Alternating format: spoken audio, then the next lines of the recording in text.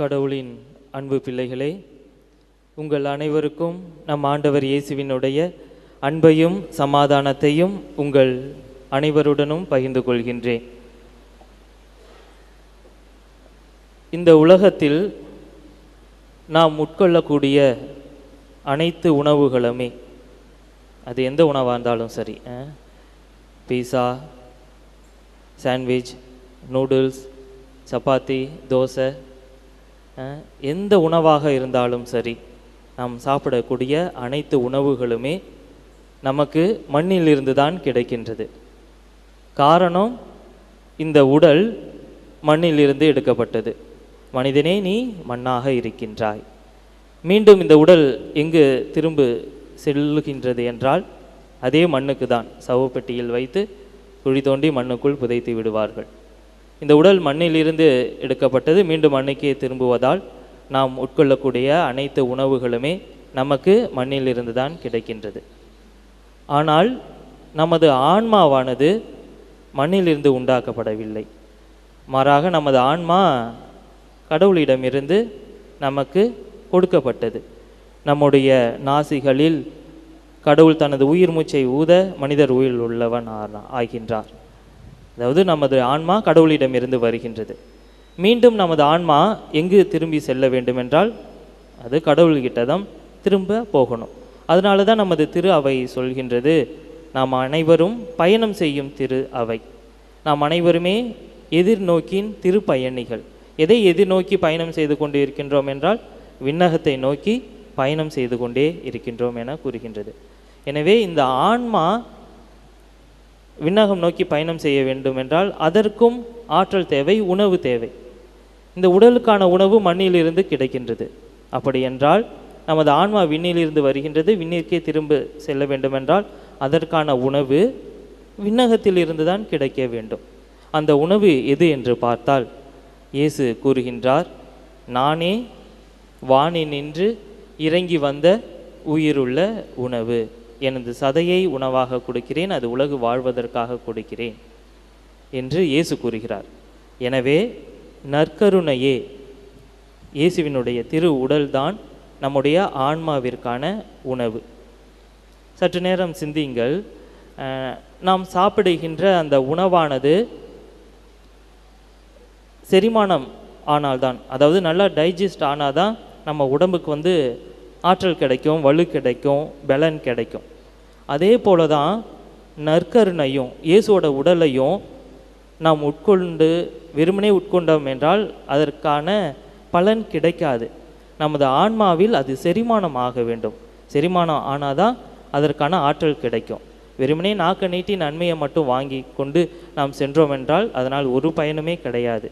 அது எப்படிப்பட்டதுன்னா, யூதாசு இயேசுவின் உடலை பெற்றுக்கொண்டதும் அவனுக்குள் அழகை புகுந்ததை போல தான் நாமளும் இயேசுவோட உடலை வாங்கினதுக்கப்புறம் இன்னும் நிறையா தீய காரியங்களை தான் செய்ய நேரிடும். அது எப்படி டைஜஸ்ட் பண்ணுறது அப்படின்னா அது மிக எளிமையான காரியம்தான். நற்கருணையை இயேசுவின் உடலை பெற்ற உடனே நீங்கள் முடிந்த அளவுக்கு நல்ல காரியங்களை செய்ய ஆரம்பியுங்கள். நற்செயல்கள். இயேசுவின் உடலை பெற்ற உடனே கடவுளுக்கு நன்றி சொல்லுங்கள். முடிந்த அளவு உங்களுடைய முகத்தை புன்னகையால் நிரப்புங்கள். யாரையும் கோபத்தோடு நினச்சி பார்க்க வேண்டாம், யாரையும் திட்ட வேண்டாம் மனசுக்குள்ளார.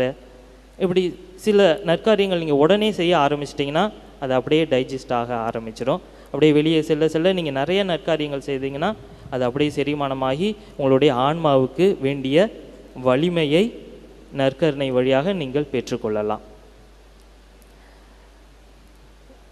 இயேசுதான், நாம் இயேசுவை முழுமையாக நம்பினால் மட்டும்தான் கடவுளிடம் செல்ல முடியும் என்பதுதான் இன்றைய நாளின் மைய கருத்து.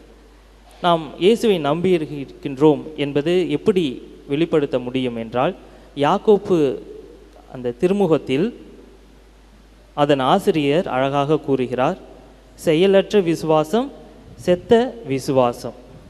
நாம் நம்முடைய நம்பிக்கையை நம்முடைய செயல்களில் தான் காட்ட வேண்டும். அதாவது நல்ல செயல்கள் நிறைய செய்தால்தான் நாம் இயேசுவை உண்மையாகவே நம்புகின்றோம் என்பது வெளிப்படை, அதுதான் உண்மையும் கூட. எனவே நாம் நிறைய நற்செயல்கள் செய்ய வேண்டும். இந்த நற்செயல்களை செய்வதற்கு மிகவும் தடையாக இருக்கக்கூடியது எது என்றால், புனித பவுல் 1 தீமோத்தேயு 6:10 கூறுகின்றார், பண ஆசையே, அதாவது பொருள் ஆசையே, ஆசையே எல்லா தீமைகளுக்கும் ஆணி வேர் என்று. நாம் நல்ல செயல்கள் செய்வதற்கு மிகப்பெரிய தடையாக இருக்கக்கூடியது இந்த ஆசை தான். நீங்கள் எல்லாருமே பறவைகளெல்லாம் பார்த்துருப்பீங்க. புறாக்கள் பார்க்கும்போது அதனுடைய கூடுகள்லாம் எங்கே இருக்குன்னா, ஏதாவது ஒரு கோவிலில், ஆலயங்களில், மசூதி அப்படியெல்லாம் ஏதாவது ஒரு கட்டிடத்தில் தான் இந்த புறாக்கள்லாம் போய் அழகாக கூடு கட்டி வாழ்ந்து கொண்டு இருக்கும். அதே போல் காகங்கள் எல்லாம் பாருங்கள்லாம், இந்த காகங்கள்லாம் எங்கே கூடு கட்டுன்னா அழகாக மரத்தில், கொஞ்சம் உயரமான மரத்தில் தான் நல்லா கூடுகள் கட்டி சந்தோஷமாக வாழும். சிட்டுக்குருவிகள்லாம் பார்த்திங்கன்னா அது போய் மரங்கள்லாம் கூடுகள் கட்டாது, மாறாக அழகான சின்ன செடிகள், கொடிகள் இதில் தான் கூடு கட்டும்.